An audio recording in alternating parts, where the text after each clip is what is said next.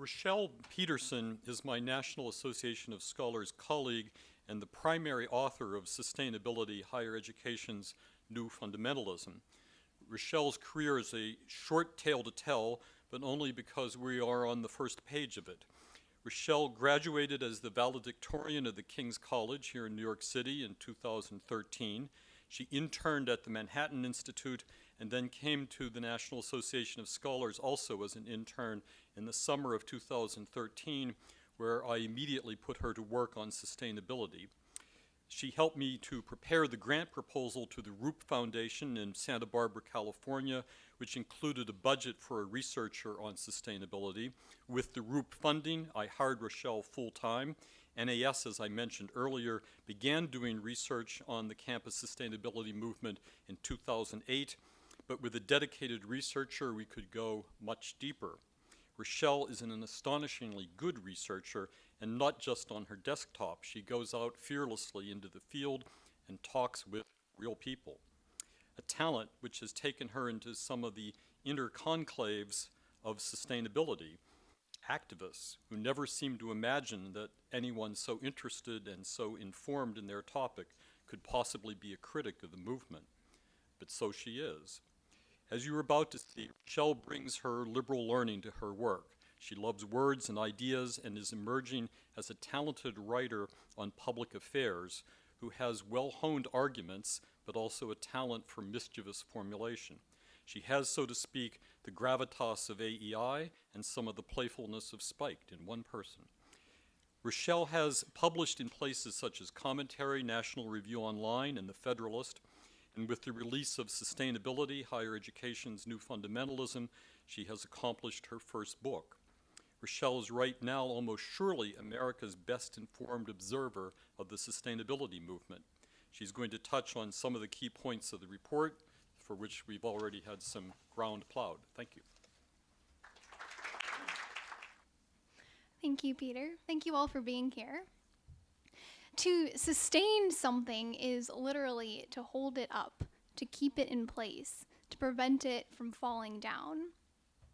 The word's lineage runs back through the classical Latin sustenere, which means to preserve, sustain, maintain. But the word's earliest Anglo progenitor is the 9th century sustenere, which is a much grimmer verb, meaning to bear, withstand, or endure.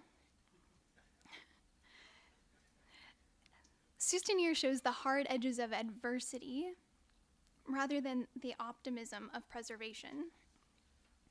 The two roots reveal a contrast. Is sustainability about confident preparation for wise maintenance of a grand inheritance, or is it about a desperate struggle for mere existence? On campus, the sustainability movement is much closer to the survivalist version. It goes to great lengths to get everyone on board with rescuing our civilization before it collapses. I'll focus here on 3 facets of the movement. I'll say a few more words about nudging. I'll talk about the costs of implementing sustainability programs and the rise of the fossil fuel divestment movement, which is the largest growing student movement.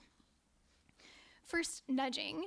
As Neil and Herb briefly mentioned, nudging is a way of prodding students towards behavior that is deemed socially optimal. The technique is most famously advocated in a 2008 bestseller called Nudge by Richard Thaler and Cass Sunstein.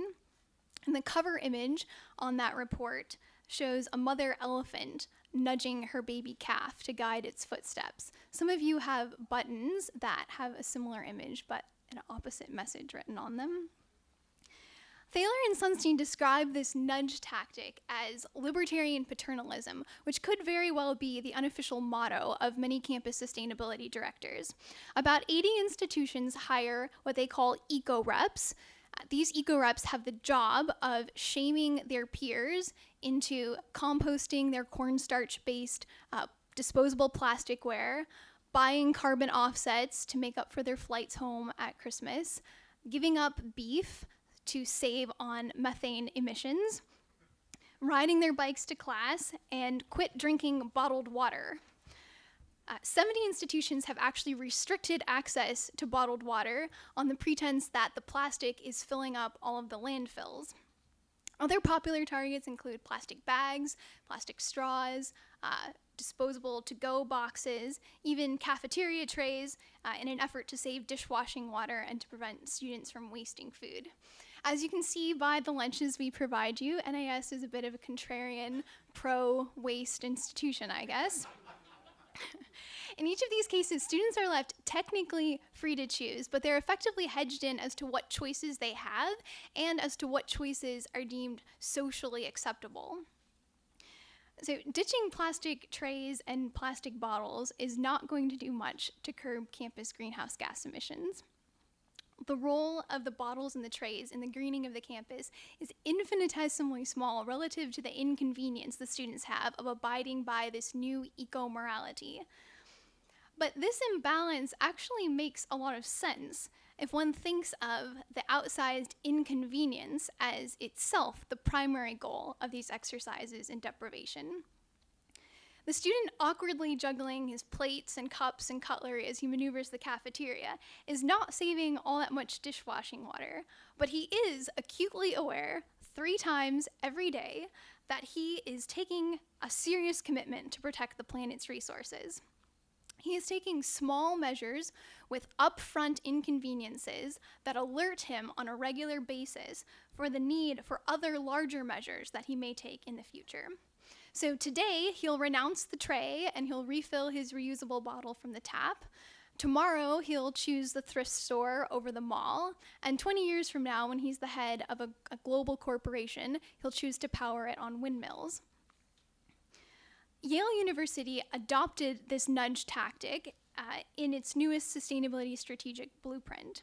This plan veers away from an earlier plan that focused on curbing greenhouse gas emissions by modifying institutional operations, and instead the plan focuses on creating what it calls, quote, a robust culture of sustainability, and offering students the experience of living, studying, and playing in a setting that is imbued with sustainability values.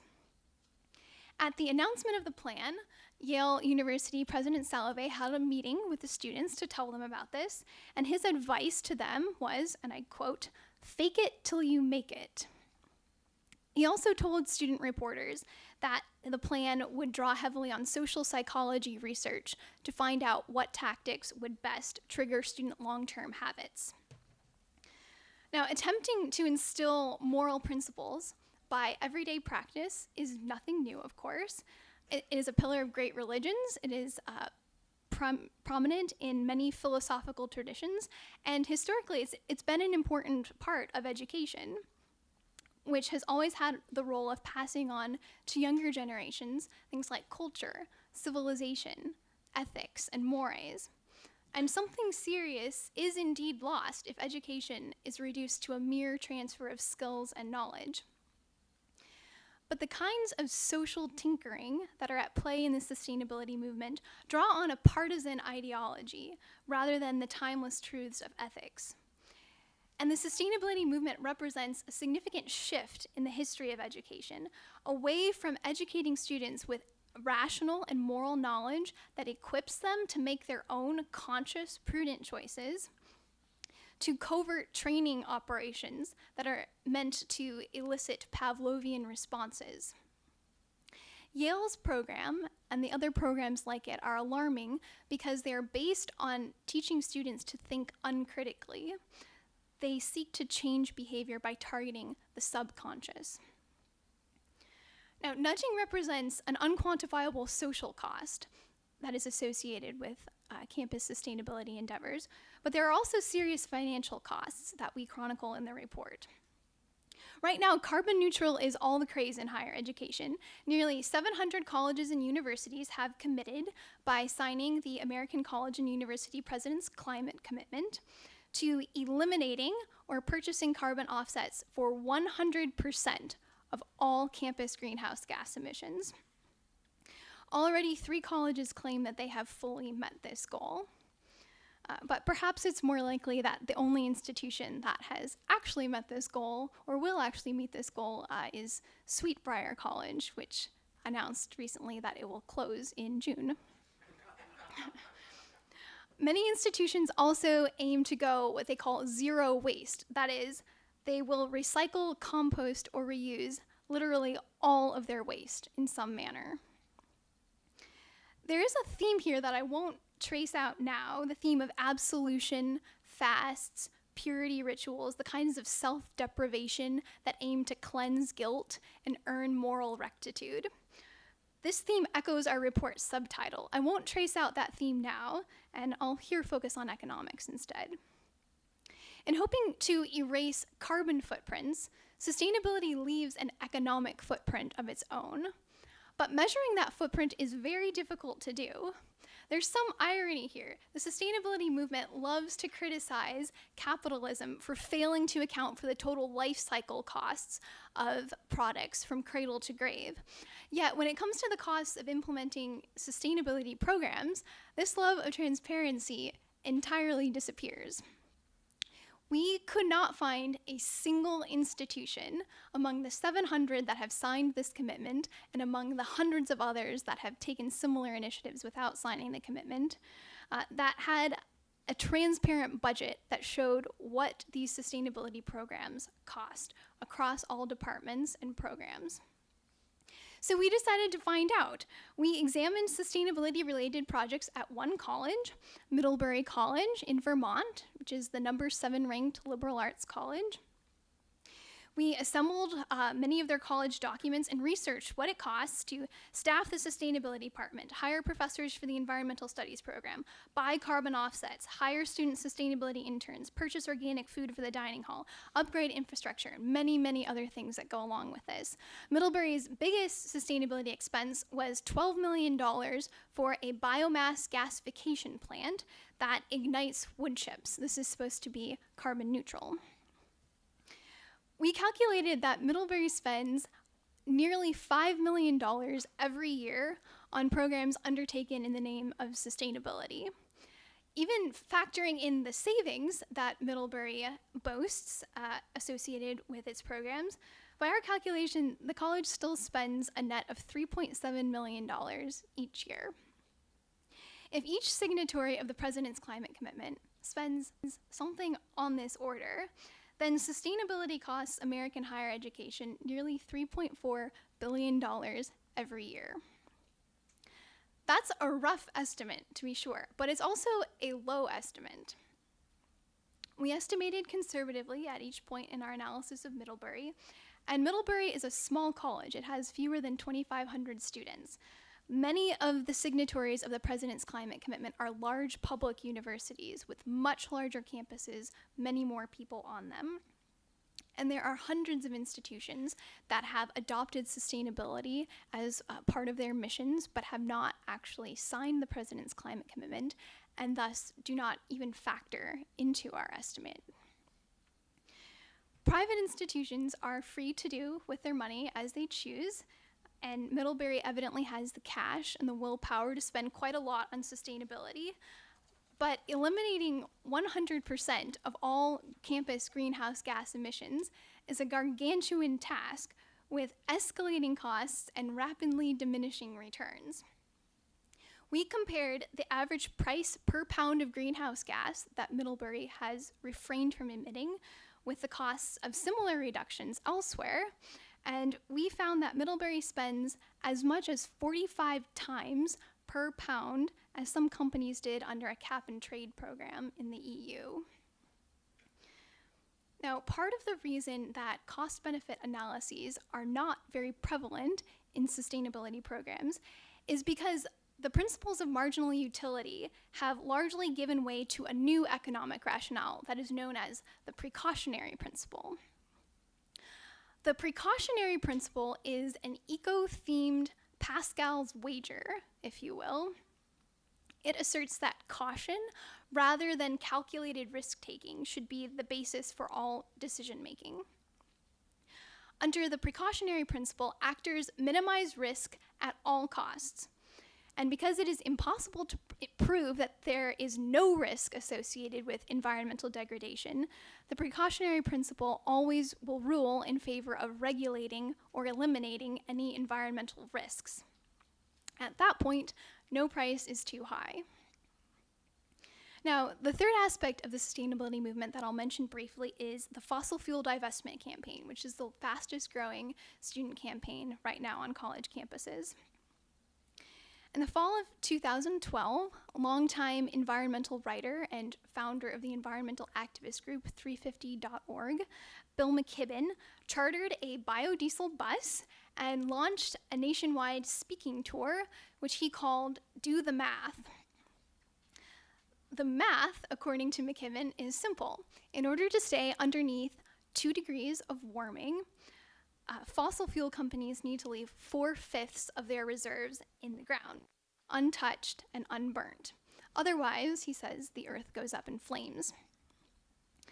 This means that the fossil fuel industry, in McKibben's word, is a rogue industry, reckless like no other force on earth. It is public enemy number 1. McKibben's fiery rhetoric ignited the campus. There are now more than 400 active student fossil fuel divestment campaigns. On February 13 and 14, which 350.org declared Global Divestment Day, activists held more than 450 demonstrations, including Valentine's Day parties that asked administrators to break up with fossil fuels, rallies for cellophane-wrapped activists who were posing as the so-called carbon bubble,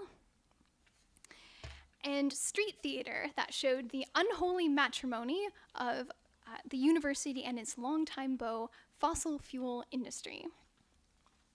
Presumably, the groom was looking pretty slick. The activists are organized, aggressive, and determined to win. A year and a half ago, 100 Swarthmore students marched into a board meeting, hijacked the microphones, clapped down the one student who asked if they could return to the agenda, and meanwhile, the college president, the dean of students, and the chairman of the board never so much as flinched. This past November, 7 Harvard students filed a lawsuit against the university for what they call intentional investment in abnormally dangerous activities, and for undermining their education and their job prospects by funding climate change denial, all because they had invested some money in fossil fuel companies. After 2 years of student activism, the new school recently announced in February that it will divest, and at the same time, it unveiled a new core curriculum that focuses on climate change and aims to turn all students into what they call climate citizens. In the wake of these rising concerns about sustainability, colleges need to recover the distinction between environmental stewardship and sustainability, a movement that uses the term as a springboard for a much broader agenda. The blurring of this line has served the interests of those who like to appropriate the public's goodwill towards environmental goals, such as clean air and clean water, with political goals far removed from environmental concerns. Colleges need to restore civil and open debate and focus on sustaining, preserving the traditions that truly matter. Thank you.